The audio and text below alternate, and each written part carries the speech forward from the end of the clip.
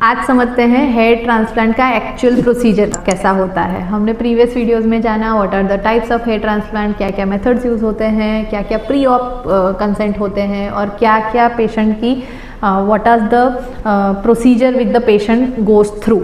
अब आ गए हैं हम हेयर ट्रांसप्लांट के दिन पे। तो सुबह आपको आराम से चाय और नाश्ता करके आना है, कोई टेंशन नहीं है। आपकी कोई भी मेडिसिन अगर चल रही है तो वो आपको रेगुलर लेनी है as per the doctors consultation. Aspirin या ब्लीडिंग की वाली जो भी मेडिसिन है वो आपको पहले से चेंज करवाई जाएगी, तो मेक श्योर कि आप उसमें जो चेंजेस दिए हैं वो आप फॉलो करें। अब ऑपरेशन थिएटर के अंदर जब आपको प्रॉपर स्क्रब और ड्रेसिंग के चेंज करवाया जाएगा, इसमें एनेस्थीसिया पूरा जनरल एनेस्थीसिया नहीं दिया जाता है। पेशेंट पूरे ऑपरेशन के टाइम दौरान बातचीत कर सकता है, जागता होता है, सिर्फ उसके स्कैल्प को एनेस्थेटाइज किया जाता है। तो that is the biggest question many people ask कि मुझे पूरा बेभान कर देंगे क्या? तो नहीं, ऐसा नहीं है, आपको सिंपल लोकल एनेस्थीसिया दिया जाएगा।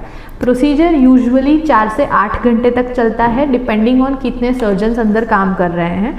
तो उतने टाइम तक आपको लेटे रहना है, वो भी उल्टे, और बीच बीच में आपको थोड़े बहुत ब्रेक मिल सकते हैं। नाउ एज वी स्टार्ट, तो पहले एनेस्थीसिया देते हैं, तो मार्किंग करते हैं, फोटोग्राफ्स लेने के बाद वी स्टार्ट विद एनेस्थीसिया। तो हेयर पूरा शेव किया जाता है, पूरे बाल हटा दिए जाते हैं ताकि आपके डॉक्टर को इम्प्लांट करने के लिए जगह दिखे। जब शेविंग किया है तो 2 बालों के बीच में कहाँ पे मुझे पंक्चर करना है वो मुझे दिखना चाहिए।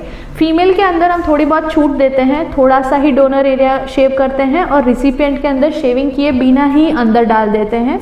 उससे रिजल्ट थोड़ा बहुत फ़र्क पड़ जाता है, but female of course social reason की वजह से शेव नहीं करवाते हैं। तो ये हो गया शेविंग पार्ट। अब चलते हैं एनेस्थीसिया पे। तो local anaesthesia usually we give lignocaine with bupivacaine, और उसको थोड़े थोड़े टाइम पे ऐसे इन्फिल्ट्रेशन एनेस्थीसिया देके पूरा नर्व ब्लॉक देके पूरा सरकमफरेंस में एनेस्थेटाइज कर देते हैं। तो पेशेंट को पूरे ऑपरेशन में कभी भी पेन नहीं होता है। This is now anaesthesia done. अब जो जो टेक्निक आप यूज़ करने वाले हो उसके अकॉर्डिंग साइट मार्किंग और उसके ऊपर प्रोसीजर वर्क चालू कर देते हैं। FUT फॉलिकुलर यूनिट ट्रांसफ़र में क्या करेंगे कि पूरा एक स्ट्रिप, तो ब्लेड की वजह से 10 से 12 सेंटीमीटर चौड़ा लंबा और 2 से 3 सेंटीमीटर चौड़ा पूरा पट्टी निकालते हैं, और निकालने से ही एक सर्जन उसमें से ग्राफ्ट हार्वेस्ट करना चालू करते हैं, उसको कट कर करके। उसमें स्टीरियो माइक्रोस्कोप यूज़ होता है, और दूसरा फ़ायदा ये हो जाता है कि आप देख सकते हो उसकी थिकनेस में कि बाल की रूट्स की दिशा कौन सी है। तो उस दिशा में आप कट लगाओगे तो मैक्सिमम रूट्स सर्वाइव करने के चांसेस बढ़ जाते हैं। उसको इस्चेमिक इंजरी से बचाने के लिए नॉर्मल सलाइन और कोल्ड सलाइन में रखा जाता है। अभी हम लोग बहुत ज़्यादा PRP भी यूज़ करते हैं, तो ग्राफ्ट को सर्वाइव रखने के लिए PRP सॉल्यूशन में भी रख सकते हैं। तो उसके लिए पेशेंट का ब्लड लेके सेंट्रीफ्यूज पैरेलल कर देते हैं, तो 5-10 मिनट में सेंट्रीफ्यूज में से PRP रेडी हो जाता है। तो आप उस ग्राफ्ट को PRP में भी रख सकते हो। अब जैसे जैसे वो कट करते जाते हो ऐसे ऐसे ग्राफ्ट हार्वेस्ट होते हैं। पैरेलल दूसरा जो डॉक्टर है या ट्रीटिंग पर्सन है वो रिसिपिएंट एरिया को भी रेडी करना चालू कर देते हैं। तो this is your FUT technique. FUE technique के अंदर एक एक ग्राफ्ट की फॉलिकल पंच से निकाली जाती है। मोटर्ड पंच भी हो सकता है या फिर वो मैनुअल पंच भी हो सकता है। वो पंच की साइज यूजुअली 0.7 मिलीमीटर से लेके 1 मिलीमीटर जितनी होती है। उतने छोटे छोटे ग्राफ्ट वो निकालते जाते हैं और उसको इस्चेमिक इंजरी से बचाने के लिए कोल्ड सलाइन या रिंगर लैक्टेट या recently as I said PRP में डालते रहते हैं। और फिर दूसरे जो असिस्टेंट है वो ग्राफ्ट को सेपरेट करते हैं और उसमें से 3 फॉलिकल वाले, 2 फॉलिकल वाले और 1 हेयर वाले फॉलिकल्स को सेपरेट किया जाता है, ताकि उसका प्लेसमेंट उस तरह से रखा सके कि जो अंदर क्राउन एरिया को कवर अप करना है वहाँ पे ज़्यादा फॉलिकल वाले यूज़ करते हैं, और जो फ्रंटल हेयर लाइन बनानी है उसमें सिंगल सिंगल फॉलिकल वाले यूज़ किए जाते हैं। तो ये हो गया FUT एंड FUE। FUE के अंदर ग्राफ्ट जैसे हमको दिखता नहीं है तो रूट्स के डैमेज ज़्यादा होने के चांसेस है, बट जैसे हम उसको कवर अप करेंगे तो जो FUT टेक्निक है उसमें सूचर्स लेने पड़ते हैं, 2 लेयर सूचर्स भी ले सकते हो और 1 लेयर भी ले सकते हो, पर 2 लेयर ज़्यादा प्रीफर किया जाता है, पर उसमें स्कैल्प टेंशन भी बढ़ता है और स्कैल्प डेहिसेंस या उसमें सेकेंडरी इन्फेक्शन होने के चांसेस ज़्यादा रहते हैं, पेशेंट रिकवरी में प्रॉब्लम आ सकती है, डिले हो सकता है। वेरेज इन FUE पेशेंट रिकवरी बहुत फास्ट हो जाती है। तो फिर डोनर एरिया को बीटाडीन और एंटीसेप्टिक सॉल्यूशन से क्लीन करके उसके ऊपर पैक लगाया जाता है और उसको डायनाप्लास्ट से सील पैकिंग कर दिया जाता है। Now come to the recipient area. तो रिसिपिएंट एरिया को कैसे रेडी करना है, पहले उसको शेव किया, उसके ऊपर भी एनेस्थीसिया ऑलरेडी लग चुका है और उसके ऊपर फिर एंटीसेप्टिक स्टेराइल स्पिरिट से क्लीन किया जाता है।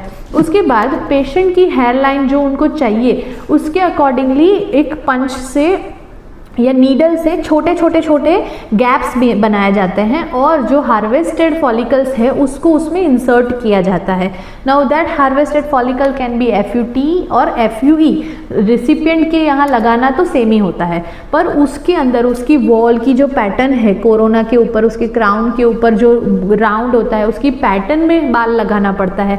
उसकी ऑपोजिट में अगर लगा दिया तो बाल उल्टी दिशा में उगने चालू हो जाएंगे।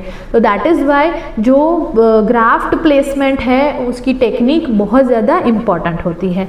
And after the putting all the grafts in place, वहाँ उस एरिया में भी सैनिटाइज करके बैंडेज लगा दिया जाता है। And full head bandage is very much important, ताकि स्वेलिंग या रिएक्शनरी इडिमा जो है वो नीचे आँखों पे उतर के ना आ जाए। Let's check about what are the expected outcome. उसके बाद आपको एंटीबायोटिक, एंटीसेप्टिक और फिर एनाल्जेसिक और साथ में माइल्ड स्टीरॉयडल टैबलेट्स दी जाती है, ताकि पोस्ट इन्फ्लेमेटरी इन्फेक्शन, इरिटेशन या इडिमा ना हो। ये पैक करके पेशेंट को इमोबिलाइज रखना होता है। आप हेड अप पोजीशन में आराम से लेट सकते हो। 2 दिन के बाद हेड वॉश करना होता है और हेड वॉश करने के बाद वहाँ पे बीटाडीन या माइल्ड शैम्पू दिया जाता है, वो आप फ्रीक्वेंटली करके थोड़े बहुत जो क्रस्ट है वो रिमूव भी कर सकते हो। Post procedure medicine and post procedure care क्या इंपॉर्टेंट है, उसमें मेडिसिन कंपलसरी लेना होता है। Avoid direct sunlight, avoid gym, yoga, सोना, एनी काइंड ऑफ स्ट्रेसफुल और स्ट्रेनियस एक्टिविटी। कुछ वेट नहीं उठाना है और आप आराम से अपना जो भी रूटीन वर्क है वो 2 दिन के बाद रिज्यूम भी कर सकते हो। It is in a way very safe procedure, but जब आप पोस्ट केयर सही से नहीं करते हो तो उसमें सेकेंडरी इन्फेक्शन और इरिटेशन, स्वेलिंग के चांसेस बढ़ जाते हैं। The rarest complication that we have seen and we are seeing even nowadays very commonly is death during hair transplant, जो नहीं होना चाहिए when you are going to the proper dermat और ICU या OT setup वाले plastic surgeon के पास। but अभी बहुत सारे other fraternities who are not allowed to go for hair transplant procedures वो कर रहे हैं, या अदर टेक्नीशियंस हैं वो ये सब कर रहे हैं, तो उनके सेफ्टी प्रोटोकॉल्स के अंदर इश्यूज आ जाते हैं। दूसरा है कितना लिग्नोकेन का डोज इन्फिल्ट्रेशन में जाना चाहिए। अगर उससे बढ़ गया तो पेशेंट का लिग्नोकेन लेवल पूरी बॉडी में फैल जाता है और उसकी वजह से कोमेटोज हो जाते हैं या एनेस्थीसिया की रिकवरी में डिले हो जाता है, and that may lead to respiratory and shutdown of the other neuronal organs. तो उसकी वजह से भी कॉम्प्लिकेशंस बढ़ सकते हैं।